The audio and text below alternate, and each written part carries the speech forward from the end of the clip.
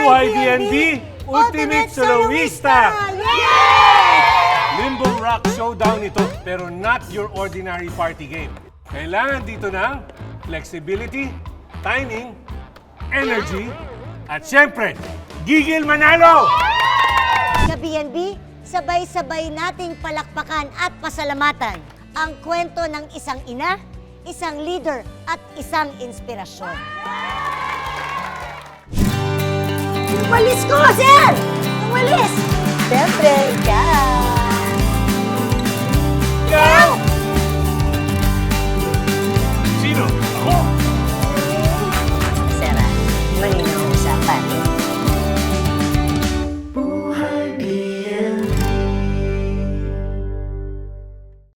Eto na ulit ang Ultimate Soloista Challenge! Are you ready? Go! Go! Sorry, ate, out. Go!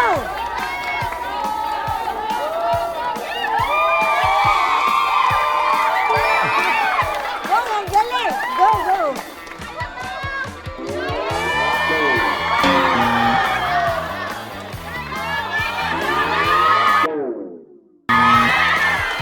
Sorry, ate. O, game, go. O,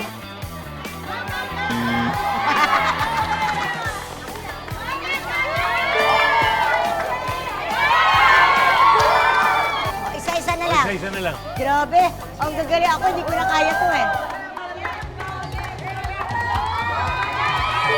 Ang galing!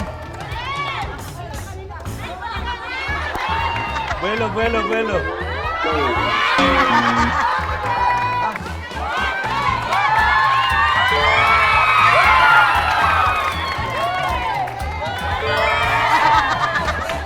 Tatlo. Sige, kaya.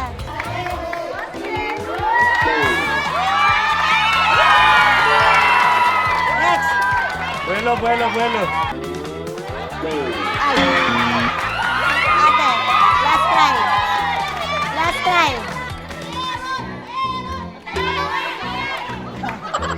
Oh, quiet daw, quiet. Kailangan ng concentration.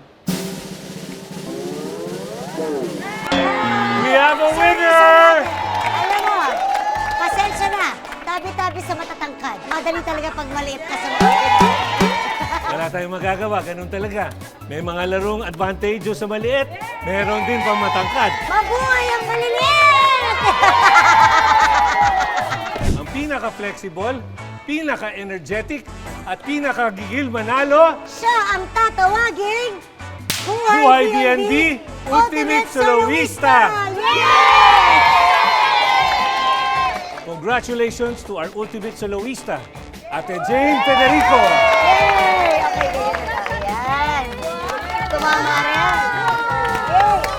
Wala! Ang ating reyna ng mga soloista.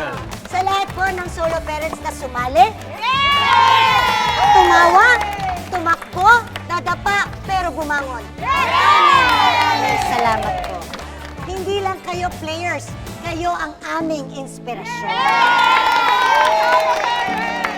Tama! Ang saya ng ating Sports Fest ay dahil sa inyo, mga everyday heroes ng pamilya. Kayo ang tunay na champion sa buhay.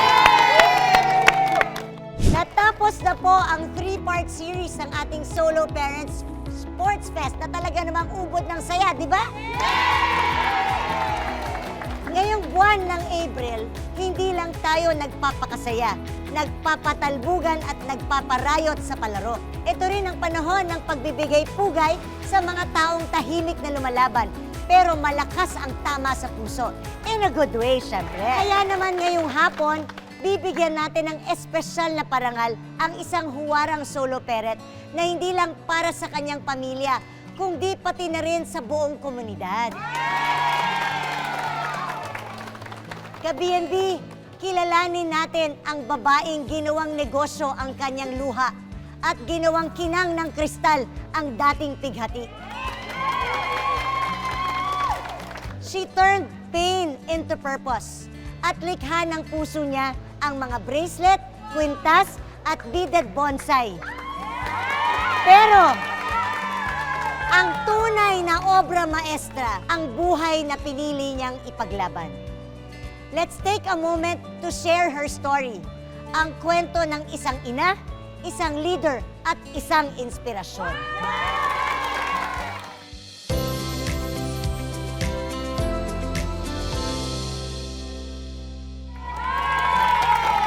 Isa na siyang president ng Bagong Buhay Solo Parents Association. At higit isang dekada na siyang nagsisilbi. Sabi nga niya, ang negosyo ko naging advokasya na. Tinuturuan niya ang ibang solo parents gumawa ng beaded accessories. Libre mula sa puso. Walang hinihiging kapalit. At hindi lang yan, isa rin siyang aktibong tagapagsalita tungkol sa karapatan ng mga solo parents. Ang pangarap niya, simple pero matatag, na magkaroon ng sustainable livelihood ang bawat solo parent. Hindi palaging aasa, kung di aangat, may puhunan, may alam. At dahil sa kanyang dedikasyon, malasakit at gintong puso, kami po sa Buhay BNB ay lubos na nagpapasalamat. Ka-BNB, sabay-sabay nating palakpakan at pasalamatan si Ate Angie Meranio! Ate Angie, para sa inyo po. Salamat po. Ito po ang plaque. Yan. Angie, bilang pasasalamat namin sa iyong serbisyo at inspirasyon, may munting sorpresa kami para sa iyo. Plaque of recognition is proudly presented to Angie Meranio, babaeng hinirang sa kanyang natatanging lakas, tapang at walang sawang pagmamahal para sa kanyang pamilya. Siya ang naging huwaran ng isang matatag at mapagmalasakit na solo parent. Bilang isang babaeng hinirang, kinikilala ka at pinupuri ka namin para sa iyong dedikasyon, sakripisyo at inspirasyon sa kapwa solo parents at ibang komunidad. Binibigay po namin ito ngayong araw na to. Siyempre, una sa lahat, salamat sa Diyos. At siyempre, kung hindi rin naman naging inspirasyon ko yung mga member ko, wala rin to. At lalong-lalo na yung pamilya ko po.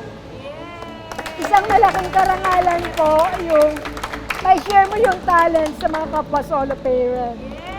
Gaya ng sinabi ko, yung aking advokasya ay naging tungtungan ko para doon sa kapwa solo parent ko na natutuwa ako na natuto sila galing sa akin at may mga sarili na rin silang accessories na mga paninda po. From all of us here at Buhay BNB at sa buong komunidad ng mga solo parents, maraming salamat po. Maraming salamat, Ate Angie, isang tunay na huwarang soloista ng bayan. Mabuhay ka and God bless you. Sa mga solo parents na natin nandito, saludo po kami sa inyo.